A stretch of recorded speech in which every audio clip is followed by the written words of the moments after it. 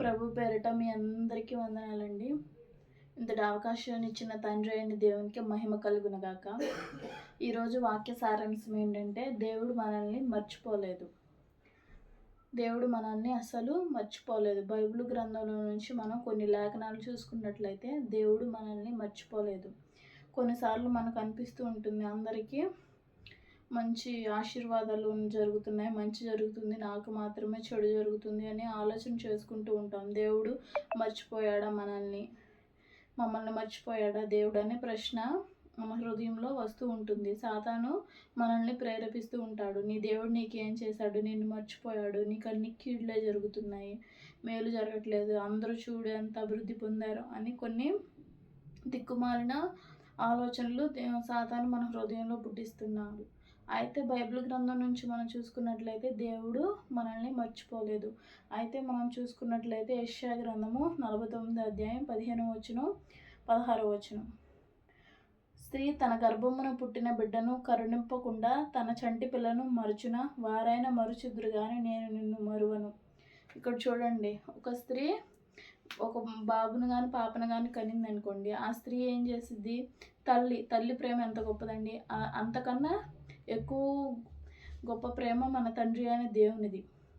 అయితే తల్లి చిన్న బిడ్డను మర్చిపోయి తన పనులు తను చేసుకుంటూ ఉంటుందా? ఉండదు కదండి. ఎక్కడ పడిపోతాడో, ఎక్కడ జారి పడిపోతాడో, ఎటు సైడ్ వెళ్ళిపోతాడో అని బిడ్డను ఎప్పుడు తల్లి కాచుకొని ఉంటుంది, దగ్గరే ఉంచుకుంటుంది. చిన్న బిడ్డలో ఇటని వెళ్ళిపోతారేమోనని. వాళ్ళైనా మరుస్తారు కానీ నేను నిన్ను మరువను అని ఇక్కడ బైబిల్ గ్రంథం సెలవిస్తుంది. దేవుడు మనకు సెలవిస్తున్నాడు. తల్లి తన బిడ్డను మర్చిస్తుంది కానీ నేను నిన్ను మరువను. తల్లి అయినా తన బిడ్డను మర్చిపోయిద్దంట, కానీ నేను నిన్ను మరువను అని ఇక్కడ దేవుడు సెలవిస్తూ ఉన్నాడు. అలాగే 16వ వచనం చూసుకున్నట్లయితే యెషయా గ్రంథము 49 అధ్యాయం 16వ వచనం. చూడుము, నా అరచేతుల మీదనే నిన్ను చెక్కుకొని ఉన్నాను, నీ ప్రాకారములు నిత్యము నా ఎదుటనున్నవి. ఇక్కడ చూసుకున్నట్లయితే దేవుడు తన అరచేతుల్లో మనల్ని చెక్కుకున్నాడు.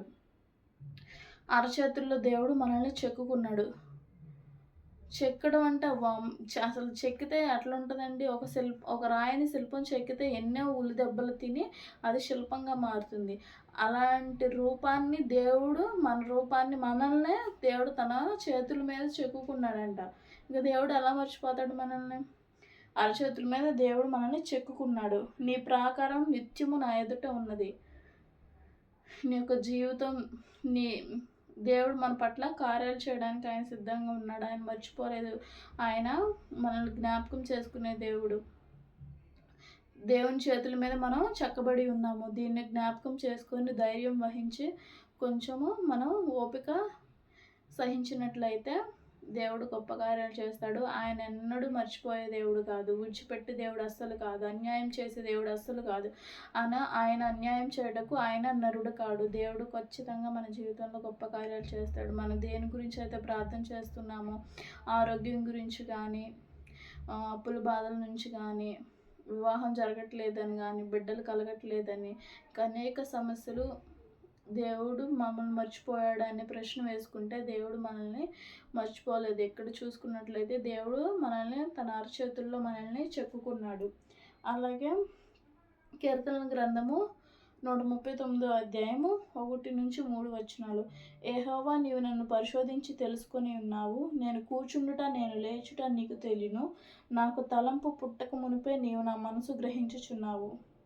నా నడకను నా పడకను నీవు పరిశీలన చేసి ఉన్నావు. నా చర్యలన్నిటినీ నీవు బాగుగా తెలుసుకున్నావు. చూసినట్లయితే దేవుడు ఆయన చూసే దేవుడు. అనునిత్యం మనల్ని చూస్తూనే ఉన్నాడు. దేవుడు మనల్ని పరిశోధించి తెలుసుకుంటూ ఉన్నాడు మన గురించి. మనం కూర్చుండుట, ఇప్పుడు నేను వెళ్ళి అక్కడ కూర్చుంటే దేవునికి తెలిసిపోతుంది. నడుచుట, కూర్చుండుట, లేచుట, నడుచుట, పండుకొనుట, నా మనసులోకి తలంపు రాకముందే ఆ తలంపు దేవునికి తెలుసు అంట. ఇక్కడ చూడు, నేను ఎంత గొప్ప దేవుడు. మా చర్యలన్నిటిని దేవుడు ఎరిగి ఉన్నాడు. దేవుడు మనల్ని చూస్తూ ఉన్నాడు. మన నడక, పడక, పడుకోవడం, కూర్చోవడం, నుంచోవడం, నడవటం, ప్రతి చర్య దేవుడు చూస్తూ ఉన్నాడు. ఆయన అరచేతుల్లో మనల్ని చెక్కుకున్నాడు. సో దేవుడు మనల్ని ఎందుకు మర్చిపోతాడండి? అలాగే మనం ఇంకా చూసుకున్నట్లయితే విలాప వాక్యములు 3:22. యెహోవా కృపగలవాడు, ఆయన వాత్సల్యత ఎడతెగక నిలుచున్నది గనుక మనము నిర్మూలము కాకున్న వారము. అనుదినము నూతనముగా ఆయనకు వాత్సల్య పుడుచున్నది. నీవు ఎంతైనా నమ్మదగిన వాడవు. దేవుడు ఎంతైనా వాత్సల్య కనికర పూర్ణుడు. ఆయన ఎంతైనా నమ్మదగినవాడు. మనుషులను నమ్ముకున్నట్టు కంటే యెహోవాను ఆశ్రయించుట మేలు. దేవుణ్ణి ఆశ్రయించిన వారు ఎప్పుడు కూడా నష్టపోలేదు. ఇక్కడ చూసుకున్నట్లయితే దేవుడు ఎంతైనా నమ్మదగినవాడు. దేవుని మీద భారం వేసి మనం ముందుకు వెళ్ళడమే. ప్రతి గడ్డు సమస్యకు దేవుడే ఆధారము. ఆయనే నా కేడము, నా ఆశ్రయ దుర్గము, నా రక్షణ దుర్గము. కాబట్టి మనం దేవునికి ప్రార్థన చేసినట్లయితే కొంచెం ఆలస్యమైనా కానీ దేవుడు మన జీవితంలో మంచి కార్యాలు చేస్తాడు. మనల్ని ఉన్నత స్థితిలో ఆయన నిలబెడతాడు. అయితే మనం చూసుకున్నట్టయితే నిన్నటి ఓటమి రేపుడికి ముగింపు అయిపోతుంది. ఎప్పుడు ఓటమి పాలవుతూనే ఉండం మనం. ఈరోజు ఓటమి ఉంటే రేపు ఖచ్చితంగా ఓటమికి ముగింపు ఉంటుంది. ఖచ్చితంగా గెలుపు వస్తుంది. ప్రతి ఉదయం దేవుని యొక్క కొత్త కృప మనకు వెంటాడుతూనే ఉంటుంది.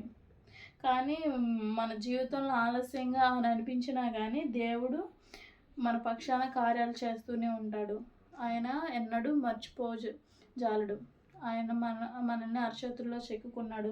మన కూర్చుండుట, లేచుట, నడుచుట అన్నీ ఆయనకు తెలుసు. అలాగే తల్లి తన బిడ్డను మరిచినా కానీ నేను నిన్ను మరువను అని ఇక్కడ దేవుడు సెలవిస్తున్నాడు. ఆయన ఎంతైనా నమ్మదగినవాడు.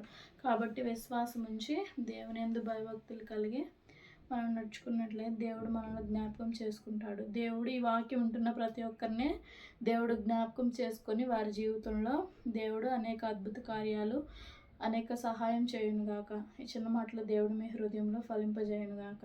ఆమేన్.